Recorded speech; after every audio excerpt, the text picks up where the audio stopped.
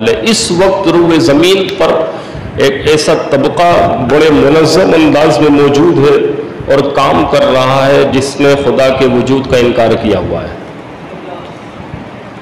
جو خدا کو نہیں مانتا، مذہب کو نہیں مانتا۔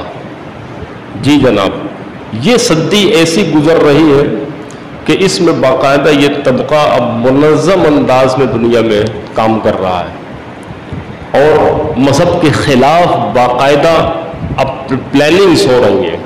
پہلے تو انفرادی طور پہ ہوتے تھے اکا دکا، جو ہے 2-4 افراد 6 افراد، امام اعظم کے زمانے میں بھی کچھ واقعات ملتے ہیں، حضور کے زمانے میں بھی تھے، لیکن یہ باقاعدہ منظم نہیں تھے۔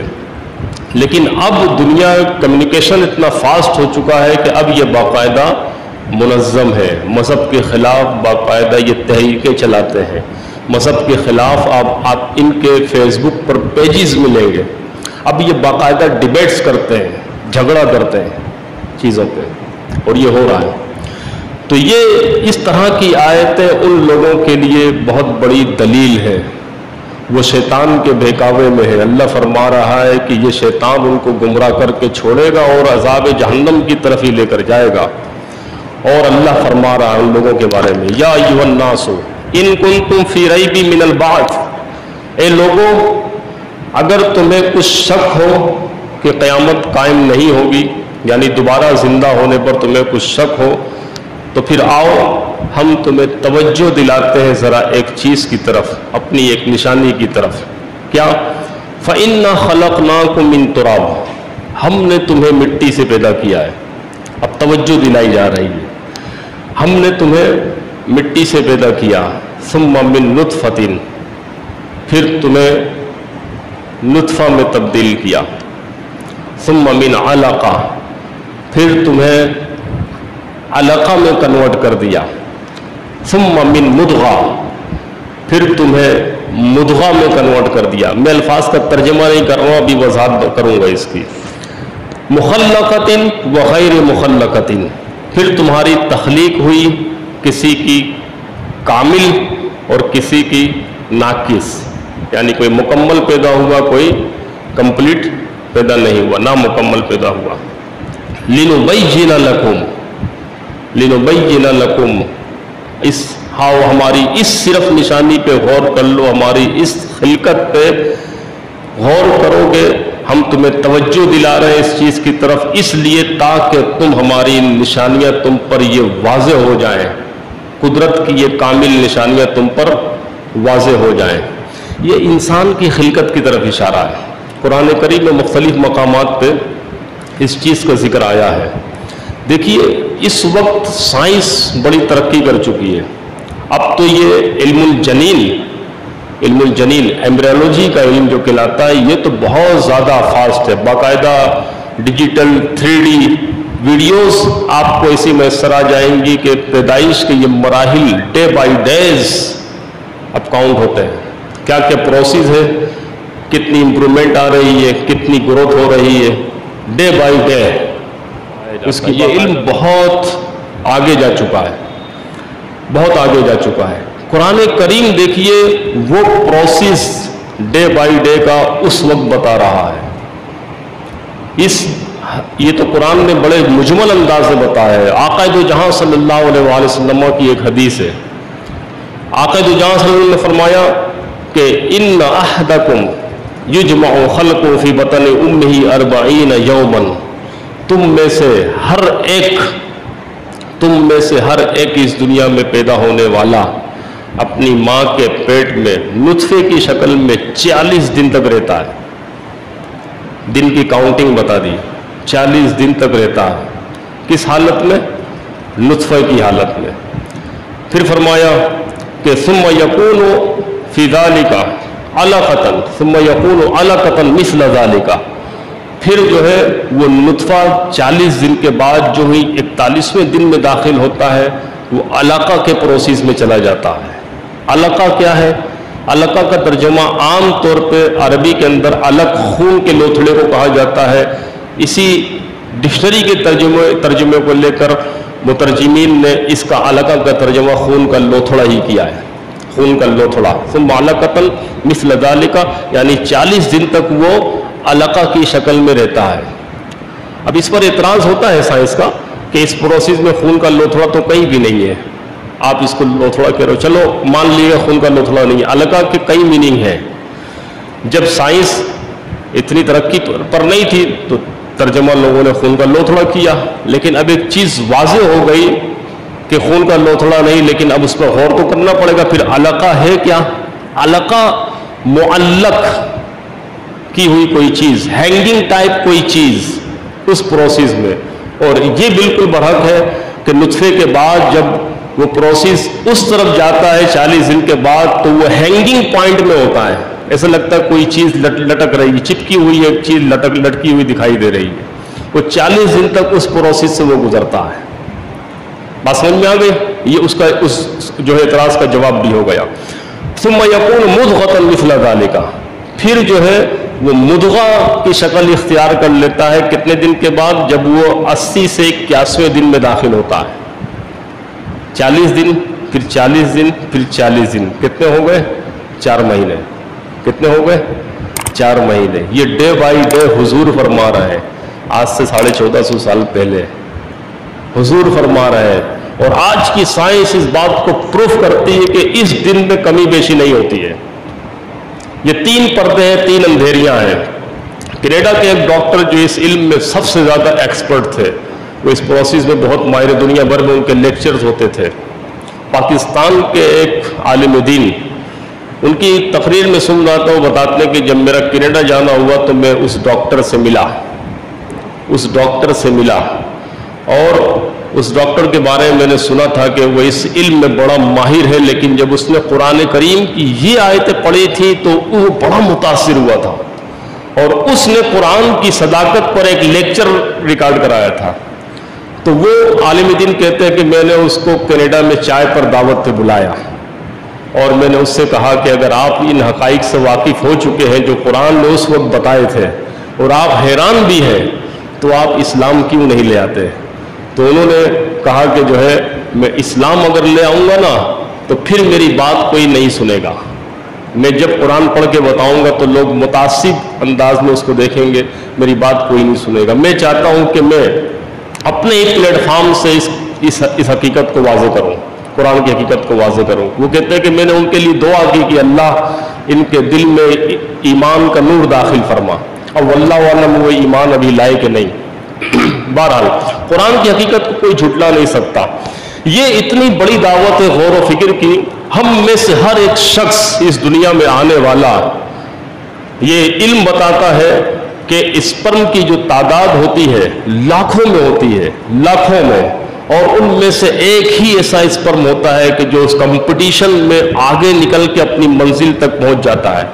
میں کھل کے بات نہیں کر رہا اشاروں میں، وہ اپنی منزل تک پہنچ جاتا ہے، پوزیٹیو مائنس پوزیٹیو اور جو ہے نگیٹو پوائنٹ اس کو ملتا ہے، اور وہ اپنی منزل تک پہنچ جاتا ہے، پھر وہ اس پروسیس سے گزرتا ہے۔ کتنا خوش نصیب ہوتا ہے وہ اسپرم کہ اللہ تبارک و تعالیٰ اس کو چنتا ہے، ان لاکھوں اسپرم میں سے اس کو چنتا ہے اور پھر جاتا ہے۔ ہم میں سے ہر ایک شخص وہی ہے، اللہ کا سلیکٹڈ، جو اس منزل تک پہنچا، اس پروسیس سے گزرا پورے 9 مہینے، اور اس کے بعد اس کی تخلیق ہو گئی اس دنیا کے اندر۔ اب اگر اس پروسیس سے گزر کر یہ بندہ اللہ کی نافرمانی کرتا ہے تو کتنا بڑا بد نصیب ہے۔ اسی لیے قرآن میں جگہ جگہ آپ دیکھیں گے نا، اللہ فرماتا ہے اے لوگوں مجھ سے ڈرو، اے میرے بندو مجھ سے ڈرو، اس لیے کہ میں نے تمہیں پیدا کیا ہے۔ اے بندو یا ایھا الناس اعبدوا، اے بندو میری عبادت کرو، ربکم الذی خلقکم، اپنے رب سے ڈرو اس لیے کہ اس نے تمہیں پیدا کیا ہے۔ یہ پیدا کرنا یہ اللہ تبارک و تعالیٰ کی بہت بڑی نعمت ہے۔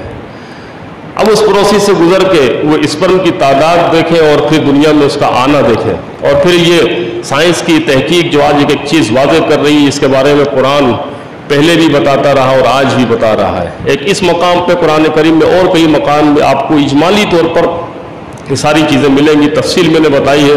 اچھا، اس میں ایک چیز اور بھی ہے، اب یہ 4 مہینے حضور نے آگے ارشاد فرمایا فَيُنْفَخُ فِيهِ الرُّوحَ وَيُؤْمَرُ بِأَرْبَعِ كَلِمَاتٍ،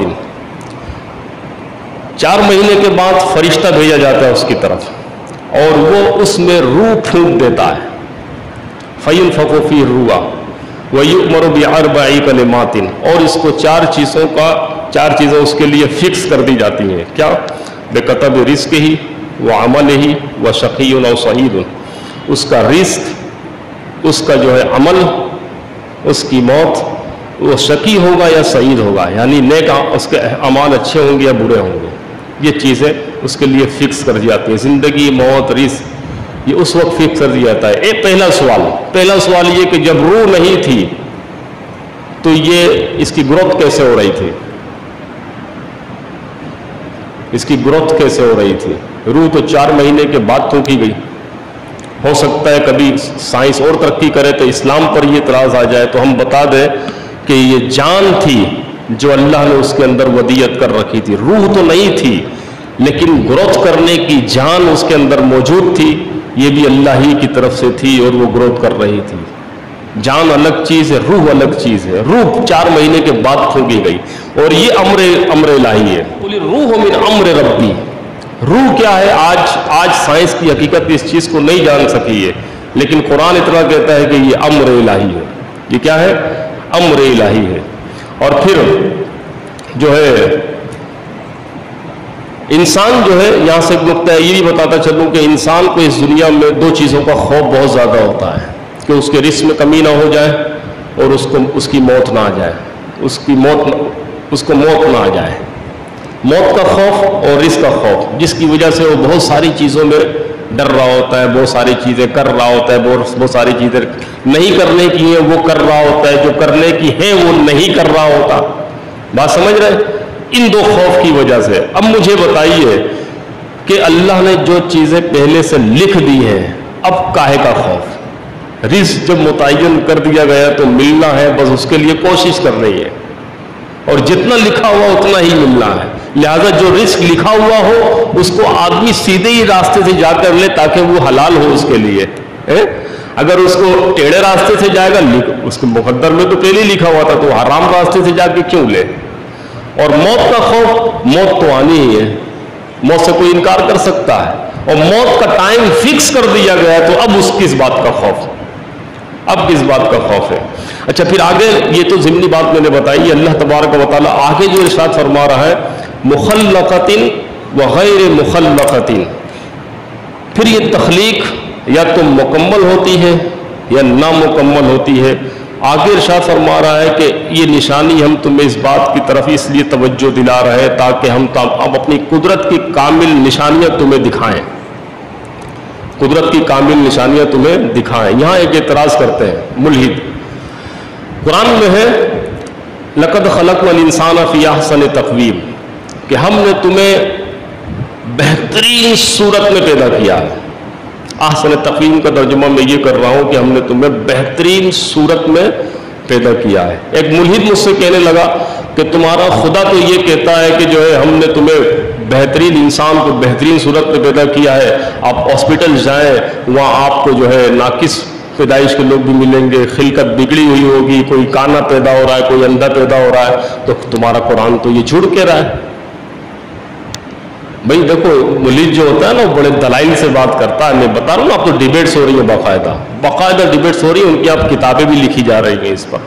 تو اس حوالے سے ہمیں ہماری نئی جنریشن کو تیاری کرنے کی ضرورت ہے. ہاں خاص طور پہ علماء کو, طلباء کو اس انداز سے اب پڑھنے کی ضرورت ہے. تو وہ اس نے اعتراض کیا تو میں نے اسے یہ جواب دیا. میں نے کہا کہ دراصل جسے آپ نقص سمجھ رہے ہیں نا وہی اللہ کی قدرت کے کامل ہونے کی دلیل ہے. تو اس کے ساتھ کے جو لوگ تھے وہ ایک دم ٹھٹھا مار کے ہنسنے لگے کہ یہ کیا بات کر رہے ہیں, ایک چیز نقص نظر آ رہی ہے, ایک فالٹ نظر آ رہا ہے, یہ کہہ رہے ہیں کہ اللہ کے وجود کی اور اللہ تبارک و تعالیٰ کی قدرت کاملہ کی دلیل ہے. تو میں بڑا غور و فکر کرنے لگا, میں نے کہا اس کو میں کس طرح سمجھاؤں. ایک دم مجھے ایک مثال یاد آئی. چائنا کے اندر ایک کمپٹیشن ہوا, کس کا؟ پینٹنگز کا. تو ساری پینٹنگز میں بڑے بڑے لوگوں نے پینٹنگز بنائی اور ایک کمپٹیشن تھا. پینٹنگ جب جج کے سامنے لائی گئی تو ایک پینٹنگ ایسی تھی جس میں کوئی نقص نظر نہیں آ رہا تھا اور وہ جو ہے پہلی پوزیشن کے لیے سلیکٹ کی جا رہی تھی, پہلی پوزیشن کے لیے سلیکٹ کی جا رہی تھی. جب وہ سلیکٹ ہو گئی تو ایک جج کو ایک نقص نظر آیا. کیا؟ وہ پینٹنگ تھی، سینری بنی ہوئی، پیچھے پہاڑ ہے اور جو ہے سورج نکل رہا ہے، پودے ہیں، پانی ہے سب، اور جو ہے ایک نقص کیا نظر آیا کہ جو ہے وہ ایک خوشہ ہے، یہ سمجھ لیجیے گندم کا ایک خوشہ، اس پر ایک چڑیا بیٹھی ہے، اس پر ایک چڑیا بیٹھی ہے، اور گندم کا خوشہ بالکل سیدھا ہے. کیا ہے؟ بالکل سیدھا ہے. تو اس جج نے کہا کہ اس چڑیا کا کچھ تو وزن ہوگا، لہذا یہ سیدھا نہیں ہونا چاہیے تھا، اس کو جو ہے ٹیڑھا ہونا چاہیے تھا تھوڑا سا، اس چڑیا کے وزن سے اس کو ٹیڑھا ہونا چاہیے تھا. اگر یہ ٹیڑھا ہوگا تو تصویر مکمل ہوگی. بات سمجھ میں آ رہی ہے؟ تو بظاہر کبھی کوئی چیز ٹیڑھی ہو لیکن اس تصویر کے مکمل ہونے پر دلیل ہوتی ہے. جب میں نے اس کو یہ بات کہی نا، یہ واقعہ سنایا تھوڑا سا، تو وہ اور زیادہ ہنسے اس پہ. میں نے کہا اچھا مجھے بتائیے، اگر ناقص لوگ پیدا نہ ہوتے تو احسن تقویم کا پتہ کیسے چلتا؟ اگر بدصورتی نہ ہوتی تو حسن کا پتہ کیسے چلتا؟ اگر رات نہ ہوتی تو دن کے اجالے کا کیسے پتہ چلتا؟ اگر گناہ نہ ہوتا تو ثواب کی اہمیت کیسے پتہ چلتی؟